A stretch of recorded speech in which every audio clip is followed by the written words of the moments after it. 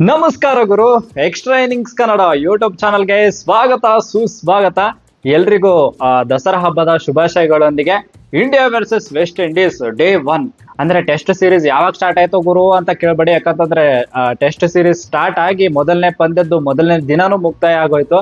So ಮೊದಲನೇ ದಿನ direct ಆಗಿ ಮ್ಯಾಟ್ರಿಗೆ ಬರೋಣ. ಏನಾಯ್ತು ಏನೇನಿಲ್ಲ ಅಂತ ನೋಡ್ಕೊಂಡು ಬರೋದಾದ್ರೆ ಗುರು, ಫಸ್ಟ್ ಆಫ್ ಆಲ್ ಈ ಕಡೆ ವೆಸ್ಟ್ ಇಂಡೀಸ್ ಅವರು ರೋಸ್ಟನ್ ಚೇಜು ಕ್ಯಾಪ್ಟನ್ ಟಾಸ್ ಗೆಲ್ತಾನೆ. ಅಣ್ಣ ಟಾಸ್ ಗೆದ್ಬಿಟ್ಟು ಡೈರೆಕ್ಟ್ ಆಗಿ ಬ್ಯಾಟಿಂಗ್ ತಗೋತಾರೆ. ಆಮೇಲೆ ನಮ್ಮ ಭಾರತ ತಂಡದ್ದು ಪ್ಲೇಯಿಂಗ್ 11 ನೋಡೋದಾದ್ರೆ ನಾವು ಮೊನ್ನೆ ಡಿಸ್ಕಸ್ ಮಾಡ್ತಾ ಇದ್ವಿ. ಪ್ಲೇಯಿಂಗ್ 11 ಅಲ್ಲಿ ನಮ್ಮ ದೇವದೂತ್ ಪಡಿಕಲ್ ಅಣ್ಣ ಆಡ್ತಾರೆ ಅಂತ ಅನ್ಕೊಂಡಿದ್ವಿ. ಬಟ್ ಈ ಕಡೆ NKR ಅವ್ರಿಗೆ ಮಣೆ ಹಾಕಿದ್ರು ಅಂತ.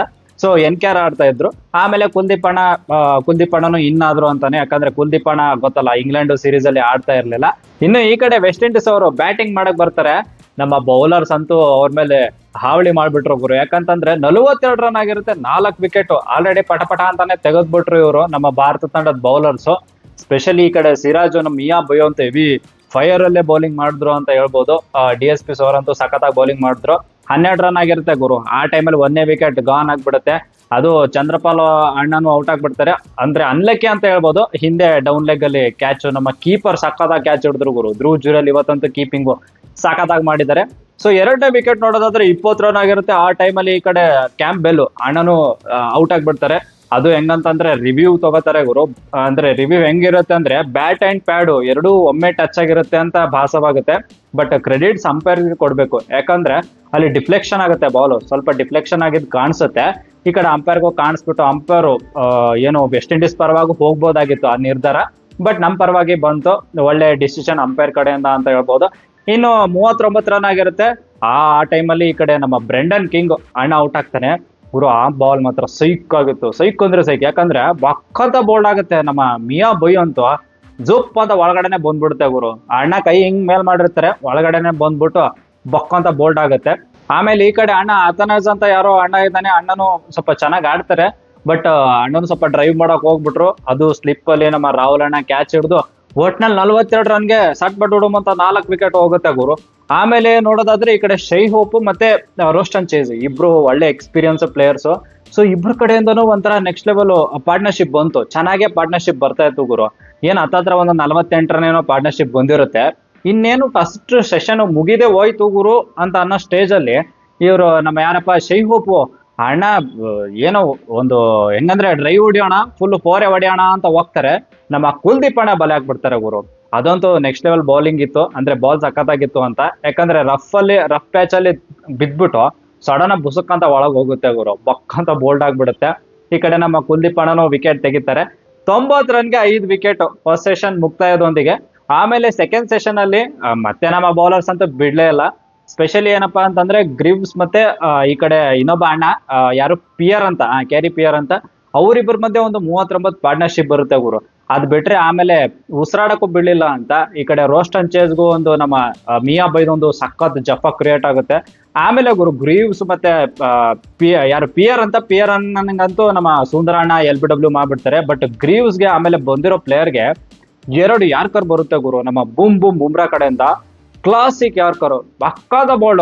ಒಂದು ಏನಂದ್ರೆ ಇದು ಇಂಗ್ಲೆಂಡ್ ಸೀರೀಸ್ ಅಲ್ಲಿ ಪೋಪ್ನ ಔಟ್ ಮಾಡಿದ್ರಲ್ಲ, ಸೇಮ್ ಅದೇ ತರ ಅನ್ಸ್ಬಿಡ್ತು ಗುರು ಗ್ರೀವ್ಸ್ಗಂತೂ. ಅದಂತೂ ನೆಕ್ಸ್ಟ್ ಲೆವೆಲ್. ಅಂದ್ರೆ ಕ್ಲಾಸಿಕ್ ಬುಮ್ರಾ ಯಾರ್ಕರ್ ಅಂತ ಸೂಪರ್ ಆಗಿ ಬಂತು. ಒಟ್ನಲ್ಲಿ 162 ಆಲ್ ಔಟ್ ಮಾಡ್ಬಿಡ್ತಾರೆ ನಮ್ಮ ಭಾರತ ತಂಡ. ಈ ಕಡೆಯಿಂದ ನಮ್ಮ ಬೌಲರ್ಸ್ ಅಂತೂ ಹೆಂಗಂತಂದ್ರೆ ನಮ್ಮ ಸುಂದರಣ್ಣಗೆ 1 ವಿಕೆಟ್, ಈ ಕಡೆ ಕುಲ್ದೀಪ್ ಅಣ್ಣಂಗೆ 2 ವಿಕೆಟ್, ಆಮೇಲೆ ಬುಮ್ರಾಗ್ 3 ವಿಕೆಟ್, ನಮ್ಮ ಮಿಯಾ ಬೈಗ್ 4 ವಿಕೆಟ್. ಮಿಯಾ ಬೈಗ್ 5 ವಿಕೆಟ್ ಸಿಕ್ತಿತ್ತು. ಬಟ್ ಗ್ಯಾಪ್ ಅಲ್ಲಿ ಅವರು 1-2 ಓವರ್ ಸಿಕ್ತು ಗುರು, ಔಟ್ ಮಾಡಕ್ ಸಿಕ್ತು. ಬಟ್ ತಗೊಳಕ್ ಆಗ್ಲಿಲ್ಲ. ಲಾಸ್ಟ್ ಅಲ್ಲಿ ನಮ್ ಕುಲ್ದೀಪ್ ಅಣ್ಣನೇ ವಿಕೆಟ್ ತಗೊಂಡ್ರು. ಒಟ್ನಲ್ಲಿ ಬೌಲಿಂಗ್ ಹಾವಳಿ ಅಂತೂ ಮಾಡಿದ್ರು ಗುರು. ಇನ್ನು ಈ ಕಡೆ ಭಾರತದ ಓಪನರ್ಸ್ ನಮ್ಮ ರಾಹುಲ್ ಅಣ್ಣ ಆಮೇಲೆ ಜೈಸ್ವಾಲ್ ಇಬ್ರು ಬ್ಯಾಟಿಂಗ್ ಬರ್ತಾರೆ ಗುರು. ಏನಂದ್ರೆ 12 ಓವರ್ 4 ಬಾಲ್ ಆಗಿರುತ್ತೆ, 23 ರನ್. ಅಂದ್ರೆ ನಮ್ಮ ಜೈಸ್ವಾಲ್ ಅಣ್ಣ ದಡಬಡ ಅಂತ ಹೊಡಿತಾರಲ್ವಾ.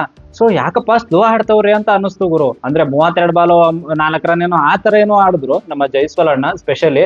ಸೊ ಏನಪ್ಪ ಹಿಂಗ ಆಡ್ತವ್ರೆ, ಯಾಕೋ ಬಾಲ್ ಹೆಂಗ್ ಬರ್ತಾ ಇದ್ದಾನ, ಏನ್ ಇವ್ರು ಹೆಂಗ್ ಆಡ್ತಿದಾರ ಅಂತ ಅನಿಸ್ತು. ಬಟ್ ಆ ಟೈಮಲ್ಲಿ ಮಳೆ ಬರುತ್ತೆ ಗುರು. ಮಳೆ ಬಂದಾದ್ಮೇಲೆ ಆಮೇಲೆ ಮತ್ತೆ ಸ್ಟಾರ್ಟ್ ಆಗತ್ತಲ್ಲ ಪಂದ್ಯ, ಆವಾಗ್ಲಂತೂ ಏನ್ ಇಂಟೆಂಟ್ ಗುರು. ನಮ್ಮ ಭಾರತ ತಂಡದ ಕಡೆಯಿಂದ ಇಬ್ರು ಓಪನರ್ಸ್ ಸೂಪರ್ ಆಗಿ ಆಡ್ತಾ ಇರ್ತಾರೆ. 68 ರನ್ ಏನೋ ಆಗಿರುತ್ತೆ ಗುರು. ಆ ಟೈಮಲ್ಲಿ 1ನೇ ವಿಕೆಟ್ ಹೋಗುತ್ತೆ. ಅದು ನಮ್ಮ ಜೈಸ್ವಾಲ್ ಅಣ್ಣ ಔಟ್ ಆಗ್ತಾರೆ. 36 ರನ್ ಹೊಡ್ಬಿಟ್ಟು ಔಟ್ ಆಗ್ತಾರೆ. ಒಂದು ಒಳ್ಳೆ ಚಾನ್ಸ್ ಮಿಸ್ ಮಾಡ್ಕೊಂಡ್ರಪ್ಪ. ಅಂದ್ರೆ ಒಂದು 100 ಎಲ್ಲ ನೀಟಾಗಿ ಬರ್ಬೋದಾಗಿತ್ತು, ಅಟ್ಲೀಸ್ಟ್ 50+ ಆದ್ರೂ ಬರ್ತಿತ್ತು. ಬಟ್ ಒಳ್ಳೆ ಚಾನ್ಸ್ ಮಿಸ್ ಮಾಡ್ಕೊಂಡ್ರ ಅಂತ ಹೇಳ್ಬೋದು. ಬಟ್ ಕ್ರೆಡಿಟ್ಸ್ ಸೀಲ್ಸ್ ಅಣ್ಣಂಗೆ ಕೊಡ್ಬೇಕು ಗುರು. ಇನ್ನು ಈ ಕಡೆ ಸಾಯಿ ಸುದರ್ಶನ್ ಅಣ್ಣ ಅಂತೂ ನೆಕ್ಸ್ಟ್ ಲೆವೆಲ್ ಅಪರ್ಚುನಿಟಿ ಇತ್ತು ಗುರು. ಅಂದ್ರೆ ಇದು ಭಾರತದಲ್ಲಿ ಅವ್ರ ಭಾರತ ನೆಲದಲ್ಲಿ ಫಸ್ಟ್ ಟೈಮ್ ಆಡ್ತಾ ಇರೋದು ಟೆಸ್ಟ್ ಪ್ಲೇಯರ್ ಆಗಿ. ಸೊ ಒಂದು ಒಳ್ಳೆ ಅಪರ್ಚುನಿಟಿ ಇತ್ತು, ಅವರು ಕಳ್ಕೊಂಡ್ಬಿಟ್ರು ಅಂತ. 7 ರನ್ 6 ರನ್ ಹೊಡಿತಾರೆ ಅನ್ಸುತ್ತೆ. ಸೊ ಬೇಗನೆ ಔಟ್ ಆಗ್ಬಿಡ್ತಾರೆ ಗುರು. ಅದು ಹೊಡಿಯುವಂತ ಬಾಲೇ ಇರ್ಲಿಲ್ಲ. ಈ ಕಡೆ ರೋಸ್ಟನ್ ಚೇಸ್ ಅಣ್ಣಂಗೆ LBW ಆಗ್ಬಿಡ್ತಾರೆ ಗುರು. ಸೊ ಒಳ್ಳೆ ಅಪರ್ಚುನಿಟಿ ನಮ್ಮ ಸಾಯಿ ಸುದರ್ಶನ್ ಅವ್ರ ಕಡೆಯಿಂದನೂ ಮಿಸ್ ಆಯ್ತು. ಒಂದು 90 ರನ್ ಏನೋ ಆಗಿರುತ್ತೆ ಆ ಟೈಮಲ್ಲಿ, 2ನೇ ವಿಕೆಟ್ ಏನೋ ಹೋಗುತ್ತೆ. ಇನ್ನು ನಮ್ಮ ಕ್ಯಾಪ್ಟನ್ ಶುಭ್ಮನ್ ಗಿಲ್ ಬರ್ತಾರೆ. ಗಿಲ್ ಅಣ್ಣ ಅಂತ ಗೊತ್ತಿರೋದೆ, ಚೆನ್ನಾಗಿ ಬ್ಯಾಟಿಂಗ್ ಮಾಡ್ತಿದ್ದಾರೆ, ಒಂದು ಒಳ್ಳೆ ಫಾರ್ಮ್ ಅಲ್ಲಿ ಬೇರೆ ಇದ್ದಾರೆ. ಈ ಕಡೆ ನಮ್ಮ ರಾಹುಲ್ ಅಣ್ಣನ ಬಗ್ಗೆ ಸ್ವಲ್ಪ ಮಾತಾಡೋಣ. ಅಣ್ಣ ಮತ್ತೊಂದು 50 ಬಂತು ಇವಾಗ. ಏನಂದ್ರೆ ಸಿಂಪಲ್ ಗುರು, 100+ ಹಂಗೆ ಬರ್ಬೇಕು. ಯಾಕಂದ್ರೆ ಭಾರತ ನೆಲದಲ್ಲಿ ನಮ್ಮ ರಾಹುಲ್ ಅಣ್ಣಂದು ಒಂಥರ ನೆಕ್ಸ್ಟ್ ಲೆವೆಲ್ ಎವರೇಜ್ ಎಲ್ಲ ಮೇಂಟೈನ್ ಮಾಡ್ಲಿ ಅಂತ ಒಳ್ಳೆ ಅಪರ್ಚುನಿಟಿ ಇದೆ. 100+ ಬರ್ಲಿ, ಸೂಪರ್ ಆಗಲಿ. 100+ ಅಂದ್ರೆ ಅದಾದ್ಮೇಲೆ ಎಷ್ಟಾದ್ರೂ ಬರ್ಲಿ ಅಂತ, ಮಿನಿಮಮ್ 100 ಅಂತ ನಾನು ತಲೆಯಲ್ಲಿ ಇಟ್ಕೊಂಡಿದ್ದೀನಿ. ಸದ್ಯಕ್ಕೆ 53 ರನ್ ಹೊಡ್ಬಿಟ್ಟು ಇವಾಗ ಅಜೇಯರಾಗಿ ಉಳಿದಿದ್ದಾರೆ. ನಮ್ಮ ರಾಹುಲ್ ಅಣ್ಣ ಅಂತೂ ಸೂಪರ್ ಬ್ಯಾಟಿಂಗ್ ಗುರು. ಅಣ್ಣ ಅದೇ ಒಂಥರ ಹೊಡಿತಾ ಇದ್ರೆ ಒಂಥರ ಕ್ಲಾಸ್ ಅನ್ಸುತ್ತೆ, ಆ ತರ ಬ್ಯಾಟಿಂಗ್ ಮಾಡಿದ್ರು. ಇನ್ನು ಈ ಕಡೆ ಗಿಲ್ ಜೊತೆ ಸೇರ್ಬಿಟ್ಟು ಸದ್ಯಕ್ಕೆ 31 ರನ್ ಏನೋ ಪಾರ್ಟ್ನರ್ಶಿಪ್ ಬಂದಿದೆ, ಅಜೇಯವಾದ ಪಾರ್ಟ್ನರ್ಶಿಪ್ ಬಂದಿದೆ. ಸೊ 121 ರನ್ಗೆ ಸದ್ಯದ ಪರಿಸ್ಥಿತಿಗೆ ನಮ್ಮ ಭಾರತ ತಂಡ 2 ವಿಕೆಟ್ ಕಳ್ಕೊಂಡಿದ್ದಾರೆ. ಒಂಥರ ಡೇ 1 ಅಲ್ಲಂತೂ ನಮ್ಮ ಭಾರತ ತಂಡ ಮೇಲುಗೈ ಅಂತೂ ಸಾಧಿಸಿದೆ ಗುರು. ಇನ್ನು ನಾಳೆ ಅಂತೂ ನಮ್ಮ ಭಾರತ ತಂಡದ ಬ್ಯಾಟ್ಸ್ಮನ್ಸ್ ಸಖತ್ತಾಗಿ ಬ್ಯಾಟಿಂಗ್ ಮಾಡ್ತಾರೆ ಅಂತ ಅನ್ಕೊಂಡಿದೀವಿ.